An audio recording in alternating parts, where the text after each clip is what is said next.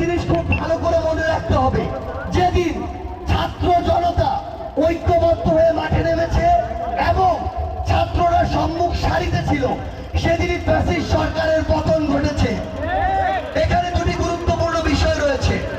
প্রথম বিষয়টি হচ্ছে এই যে ছাত্র জনতা, এই ছাত্র জনতার উপরে বর্তমান বাংলাদেশের মানুষের যে আস্থাটি রয়েছে, বাংলাদেশের তথাকথিত রাজনৈতিক দলগুলোর উপর বাংলাদেশের মানুষের ওই আস্থাটি আর নেই। আরেকটি গুরুত্বপূর্ণ বিষয় এখানে রয়েছে, এই যে আপনাদের উপরে বাংলাদেশের এত এত মানুষ এই আস্থাটি রেখেছে, এখন সময় হচ্ছে তাদের আস্থার প্রতিদান দেওয়ার। গুরুত্বপূর্ণ কিছু বিষয় হচ্ছে, আপনারা দেখবেন যারা এই ফ্যাসিস্টের দোসর ছিল, তারা কখনো চাইবে না যে আপনারা যেভাবে ঐক্যবদ্ধ ছিলেন সেভাবে আপনারা আবারও ঐক্যবদ্ধ হয়ে উঠুন কিংবা ঐক্যবদ্ধ থাকুন। এই জন্য আপনাদের যেই কাজগুলো করতে হবে, প্রথমত বিগত 16 বছর ধরে ফ্যাসিস্ট সরকার যেই কাজগুলো করেছে এবং সবশেষে এই গণঅভ্যুত্থানে এই ফ্যাসিস্ট সরকার যেভাবে আমার বোনদের উপরে নির্যাতন করেছে, আমাদের ভাই বোনদেরকে বুলেট বিদ্ধ করেছে, রাস্তায় নির্বিচারে পশু পাখির মতো মানুষ হত্যা করেছে, যেভাবে ওই নিথর দেহগুলো ট্রাকে ময়লার স্তূপের মতো নিয়ে গিয়েছে, এই ডকুমেন্টেশনগুলো আপনার জীবন্ত রাখতে হবে। একটা জিনিস মনে রাখবেন, ওই ফ্যাসিস্ট সরকার সবসময় চাইবে আপনার এই স্মৃতিগুলো ভুলিয়ে দেওয়ার জন্য, কারণ আপনি যদি এগুলো ভুলে না যান তাহলে তারা আবার এসে ক্ষমতায় বসতে পারবে না। আবার আরেকটি জিনিস আপনাদের মনে রাখতে হবে, আগামীতে এই বাংলাদেশে যারা শাসন করবে কিংবা রাজনীতিতে নেতৃত্ব দিবে, তারাও চাইবে যদি তাদের উদ্দেশ্য থাকে আবার কোনো ফ্যাসিস্ট সরকার কায়েম করার, তারাও চাইবে আপনার স্মৃতি থেকে এই ফ্যাসিজমগুলো মুছে দেওয়ার জন্য। আপনাদের গুরুত্বপূর্ণ কাজ হচ্ছে, আপনারা প্রত্যেকে এই 2024-এর গণঅভ্যুত্থানের সাক্ষী।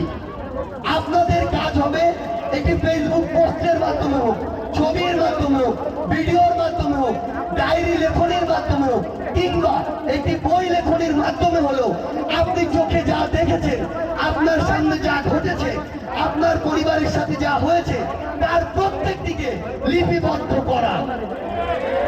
এটি কতটা গুরুত্বপূর্ণ সময়ের সাথে সাথে এই বিষয়টি আমরা বুঝতে পারবো।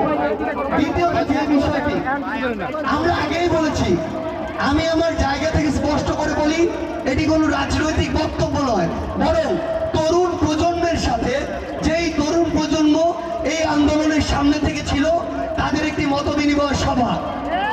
প্রথমে একটি কথা বলে দেই, আমার সামনে যে তরুণ প্রজন্ম রয়েছে, তারা রয়েছে, আমাদের বাবা মায়েরা রয়েছে, কিংবা আরো যারা অগ্রজ তারাও রয়েছে।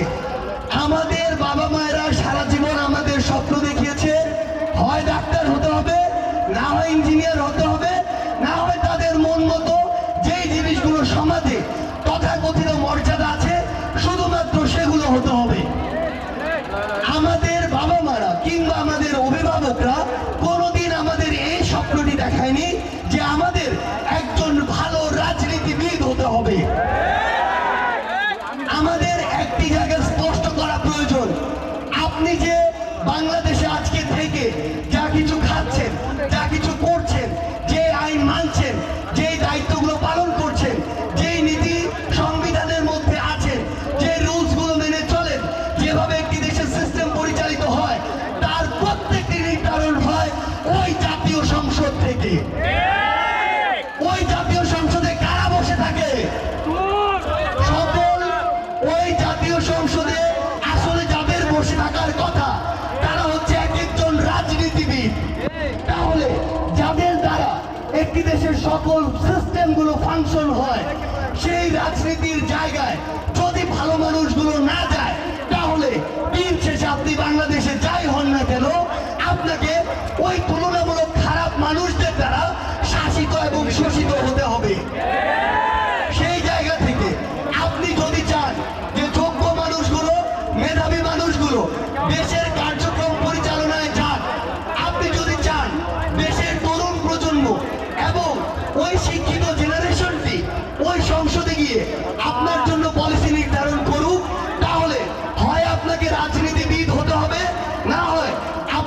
রাজনৈতিকভাবে সচেতন হয়ে উঠতে হবে। কারণ দিন শেষে রাজনীতির বাইরে কিছুই নাই।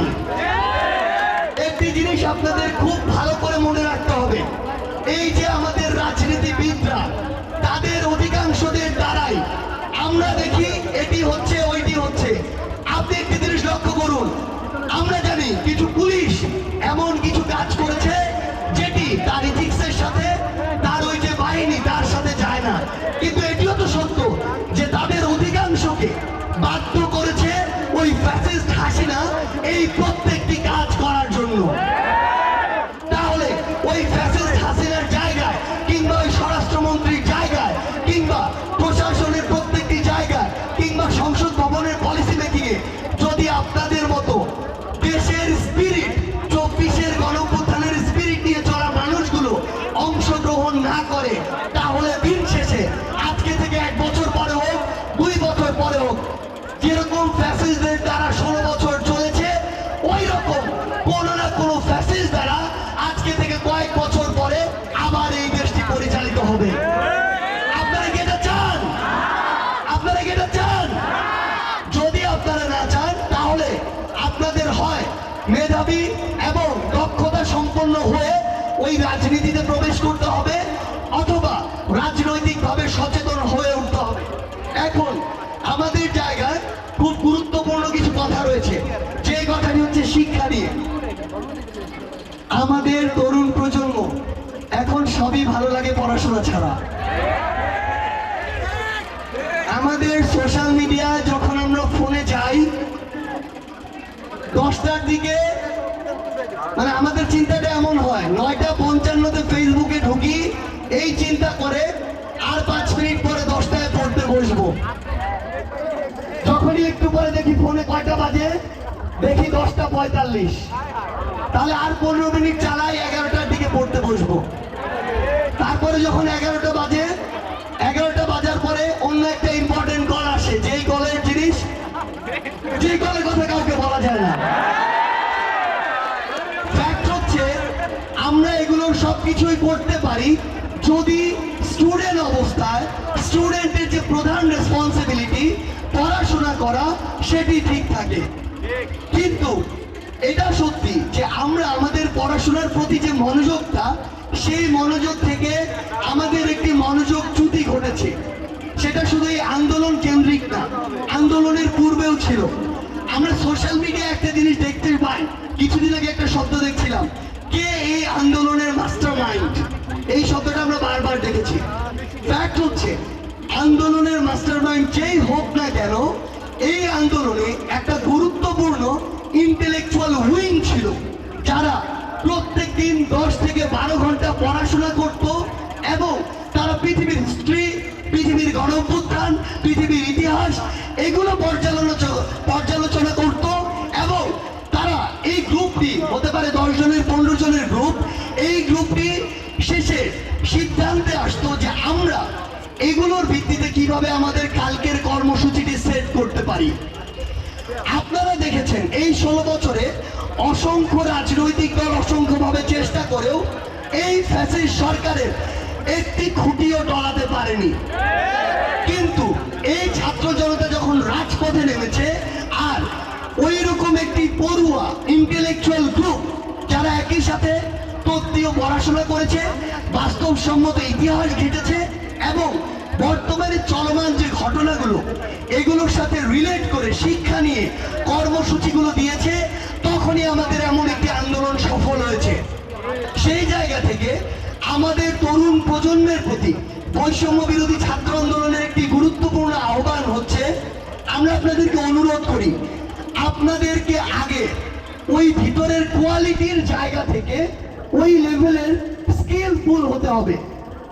আপনি যত স্মার্ট হন না কেন, আপনার হাতের মোবাইল ফোনটি যতই আপডেট হোক না কেন, আপনার চুলের হেয়ারস্টাইল যেমনই হোক না কেন, আপনার ড্রেসের দাম যতই হোক না কেন, আপনি দেশের যে জায়গা থেকে শপিং করেন না কেন, কিংবা আপনার পার্সোনাল মানুষের স্ট্যাটাস যতই ভালো হোক না কেন, দিন শেষে আপনার সাথে একজন কোয়ালিটিফুল মানুষ যদি 2 মিনিট কথা বলে, বুঝে যাবে আপনার ভিতরে কি আছে।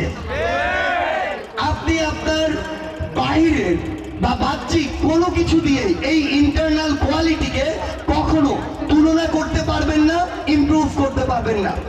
সেই জায়গায় আমার সামনে যারা আগামীর বাংলাদেশের তরুণ প্রজন্ম বসে আছেন, আপনাদের কাছে অনুরোধ, আপনারা সবকিছুতেই থাকবেন, কোনো সমস্যা নেই।